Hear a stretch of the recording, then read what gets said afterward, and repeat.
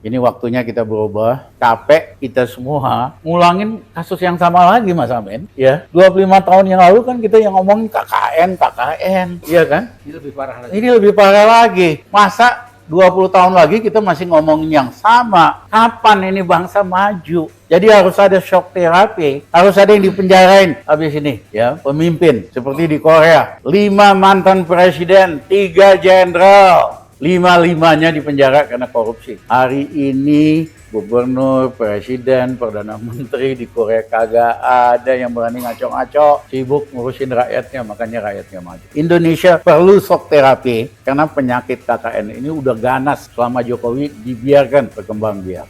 Konglomerat swasta mau nyumbang 150 miliar, Mas Amin, hanya buat bisnis pisang goreng doang. Jakarta Selatan banjir sama pisang goreng dengan duit segitu. Ada konglomerat yang nyumbang 100 miliar hanya buat cendol. Jakarta Selatan banjir sama cendol, Mas Amin. Itu namanya trading influence. Dagang kekuasaan bapaknya yang didagangin. Lebih ganas dari Tommy Soeharto. Tommy Soeharto ngaco-ngaco bisnis setelah Pak Harto kuasa 15 tahun, Mas. Ini baru 7 tahun udah kebablasan.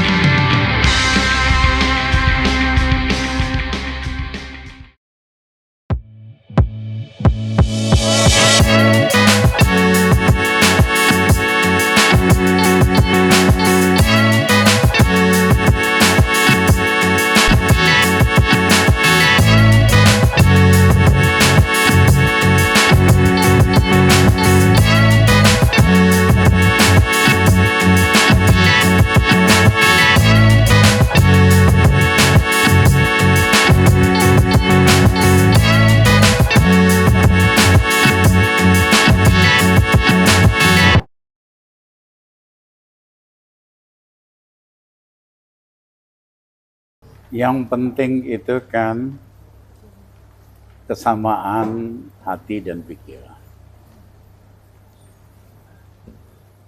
Dan ini antar para tokoh di berbagai kota sudah nyambung. Perasaan kita sudah sama, hati kita, pikiran kita sudah sama, dan bukti-bukti tentang pelanggaran konstitusi Jokowi juga lebih dari cukup, ya kan? Bahwa itu tergantung Jokowi apa sadar diri sebelum semua jadi bubur, atau akhirnya akan berubah jadi kekuatan rakyat yang melakukan perubahan. Karena kondisi objektifnya sudah matang, itu nggak perlu lama-lama banget. Iya kan? Teman-teman mahasiswa dari seluruh Indonesia, iya kan? Udah semakin kompak. Tokoh-tokoh buruh kemarin, lihat aja. Tokoh-tokoh aktivis, tokoh-tokoh Islam, memang jalan sendiri-sendiri. Tapi ketika waktunya tiba, semuanya akan bersatu bagaikan air bah. Ya, karena mukadimah Undang-Undang Dasar 45 kita kan sederhana. Tugas pemimpin itu mencerdaskan rakyat, memakmurkan rakyat. Jokowi sering membodohin rakyat dengan berita palsu. dengan fakta-fakta palsu dan membayar influencer sama buzzer yang pada dasarnya menyesatkan rakyat, bukan mencerdaskan rakyat. Nggak ada loh pemimpin di Indonesia menggunakan buzzer sama influencer, karena dia kepengen rakyat kita cerdas. Yang kedua, kalau Jokowi nggak bisa bikin rakyat makmur, jangan bikin susah. Yang terjadi hari ini makmurin kagak bisa, yang ada bikin rakyat makin miskin. Upah buruh naik lebih rendah dari inflasi makanan, itu namanya ngajakin miskin berjamaah. Jadi ini waktunya perubahan akan tiba, ya kan? Dan nanti kita akan ajak teman-teman juga, purnawirawan, ya, polisi dan tentara, TNI, tokoh-tokoh akademik dan sebagainya. Time has come, time, waktunya Indonesia berubah untuk lebih baik. Tapi cita-citanya dulu nih supaya clear. Hanya perubahan mau ganti-ganti kekuasaan, kagak. Cita-cita kita begitu Jokowi jatuh, satu, harga BBM kita akan turunkan sehingga di kantong rakyat ada uang. Yang kedua, tarif listrik kita akan turunkan ke posisi 3 tahun yang lalu sehingga cicilan listrik rakyat berkurang 30%, ada uang di kantongnya. Yang ketiga, kita akan stabilkan kebutuhan pokok. Yang keempat, kita akan naikkan kredit untuk UKM dari hanya 18% dari total kredit ke 35% dalam 1 tahun. Sehingga UKM yang 40 juta ada uang. Hari ini di daerah-daerah nggak ada uang, di bawah nggak ada uang. Kesedot untuk bayar pokok sama bunga utang 780 triliun. Kita beresin soal utang dan lain-lain. Yang kedua, kita adakan pemilu yang lebih adil dan fair. Belajar dari Pak Habibie. Pak Habibie hanya 6 bulan. Persiapannya nggak perlu lama-lama. Yang dia lakukan, Ketua KPU, Bawaslu, tokoh independen, anggotanya dari partai-partai, supaya bisa saling ngawasi. Bukan hari ini sengaja dipilih ormas, supaya gampang diatur.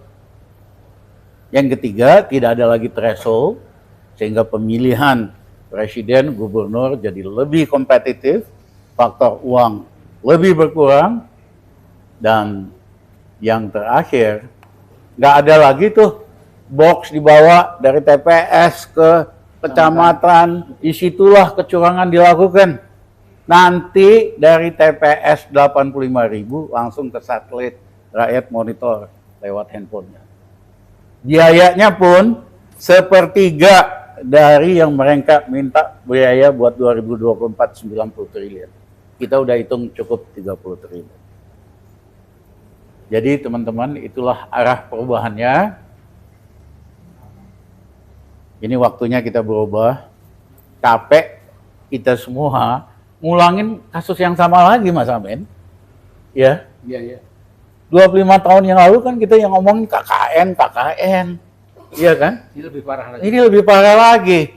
Masa 20 tahun lagi kita masih ngomongin yang sama? Kapan ini bangsa maju? Jadi harus ada shock terapi, harus ada yang dipenjarain habis ini.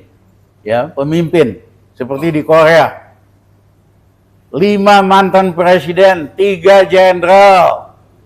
5-5-nya dipenjara karena korupsi. Hari ini gubernur, presiden, perdana menteri di Korea kagak ada yang berani ngaco-ngaco. Sibuk ngurusin rakyatnya, makanya rakyatnya maju. Indonesia perlu shock terapi karena penyakit KKN ini udah ganas selama Jokowi dibiarkan berkembang biak.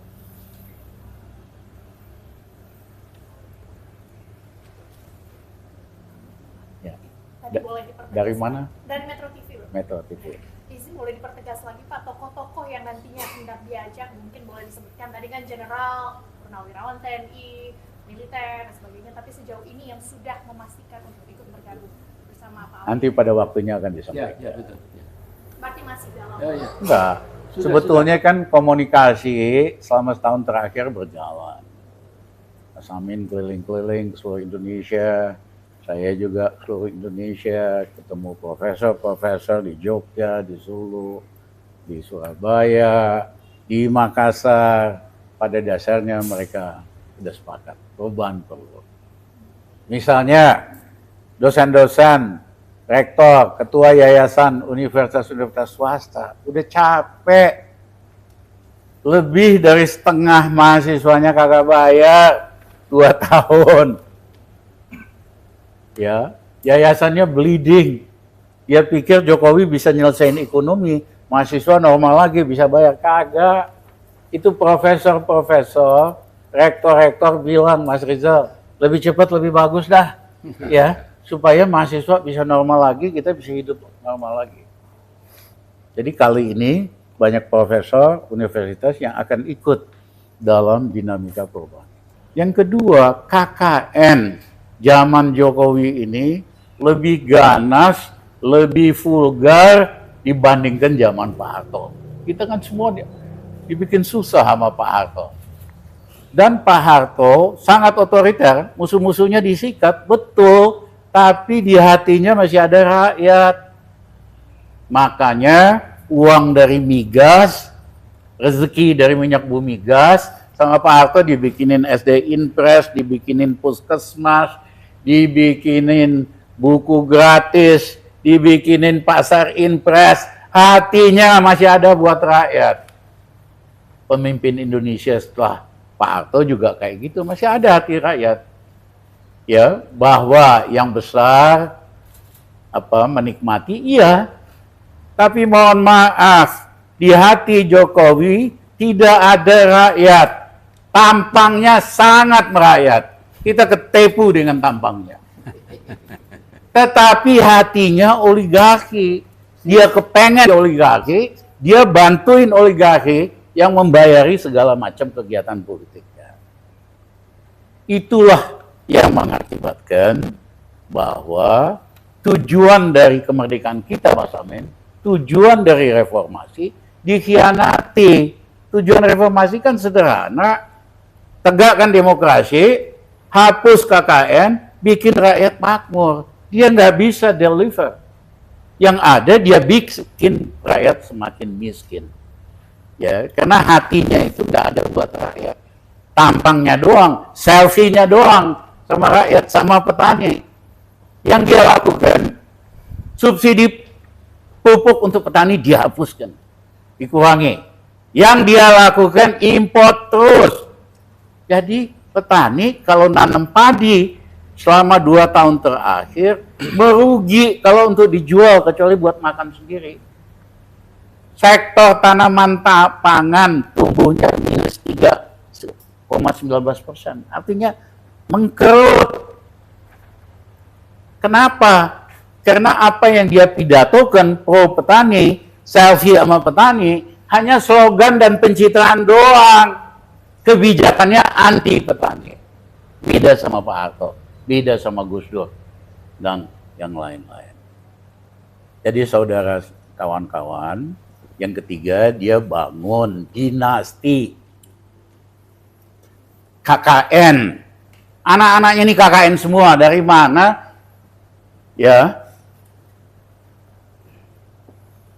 konglomerat swasta mau nyumbang 150 miliar Mas Amin hanya buat bisnis pisang goreng doang.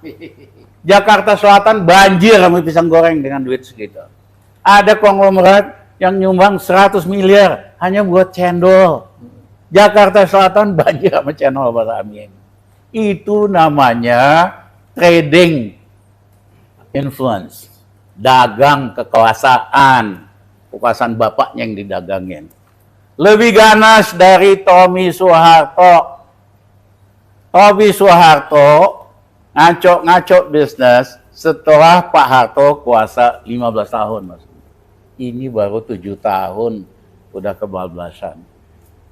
Ya. Dan tidak hanya membangun kerajaan dinasti bisnis lewat KKN, tapi juga bangun dinasti politik. Si Gibran itu udah dirancang sejak pemilihan wali kota di Solo bahwa dia akan dipersiapkan untuk jadi wakil presiden. Jadi wali kota hanya 3 tahun. Makanya undang-undangnya ini akan coba diubah, diturunkan umurnya. Iya kan? Benar-benar vulgar dan apa yang dilakukan oleh Jokowi ini. Dia pikir Indonesia ini kerajaan yang dia mau bangun kembali. Dia lupa dengan sejarah pada saat kemerdekaan kita, raja-raja di Nusantara nyerahkan hartanya untuk bangun republik, nyerahkan kerajaannya untuk bangun republik. Raja Jogja nyerahkan hartanya untuk membiayai perang melawan Belanda. Sultan Tidore punya pilihan oleh PBB. Satu, kamu gabung sama Belanda. Yang kedua, kamu merdeka sendiri. Yang ketiga, kamu gabung Republik Indonesia. Sultan Tidore memilih yang ketiga. Sebayang nggak kalau Sultan Tidore waktu ikut Belanda bisa-bisa lebih makmur, merdeka. Wah, kekayaan alamnya banyak, nikel segala macam nih, maritim pasti lebih kaya. Teman-teman kebayang nggak kalau Sultan Tidore waktu itu nggak gabung Republik Indonesia? Sepertiga Indonesia bolong dari Tidore Papua sampai Papua. Indonesia bolong sepertiganya.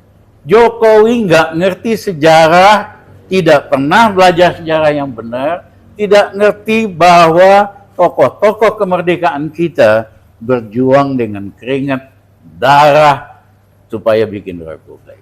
Enak aja loh, mau bikin dinasti kerajaan baru, siapa lo? Mohon maaf, Mas Amin, saya terpaksa ngomong kayak begini, belak-belakan. Nah, kita sepakat nanti Mas Amin jelaskan, perubahan udah waktunya tiba. Ya, karena kalau kondisi objektif udah mateng, kita nggak suka perubahan pun akan terjadi. April 98, siapa yang percaya bahwa Soeharto bakal jatuh? Jatuh tuh sebulan doang. Ya, tapi kalau kondisi objektifnya belum tiba, ya susah lah. Menurut saya dan Pak Amin, kondisi objektif perubahan sudah tiba. Waktunya kita menyelesaikan, menghentikan pelanggaran terhadap Undang-Undang Dasar kita.